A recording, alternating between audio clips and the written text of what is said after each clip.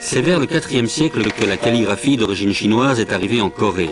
Plus qu'une forme d'écriture, c'est devenu un art de vivre, un art né du rendez-vous entre le pinceau et le papier oriental. La calligraphie, c'est une harmonie entre le blanc et le noir.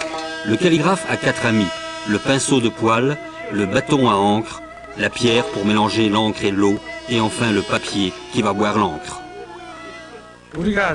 La calligraphie, c'est un art abstrait. Et comme dans les œuvres abstraites, il est très difficile de l'apprécier pour les débutants. Pour y parvenir, je vous conseille d'en voir beaucoup, mais pas tout seul.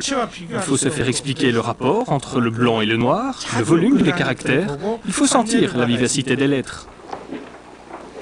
La calligraphie, c'est aussi une façon d'aborder la culture asiatique, de s'imprégner de ses forces, de ses tensions, d'apprendre à se maîtriser, ce qui attire de nombreux stagiaires. C'est très difficile à comprendre, pas seulement parce que c'est une langue étrangère, mais on ne peut pas s'imaginer tout ce que ça veut dire, tout ce que ça veut dire pour le maître même qui a fait ça. C'est pas seulement écrire un mot, ça comprend toute une philosophie, moi je dirais. Ça commence par préparer moi-même l'encre. Pour longtemps, ça dure 1 heure, 2 heures. Et puis écrire, c'est avec tout le corps, en fait.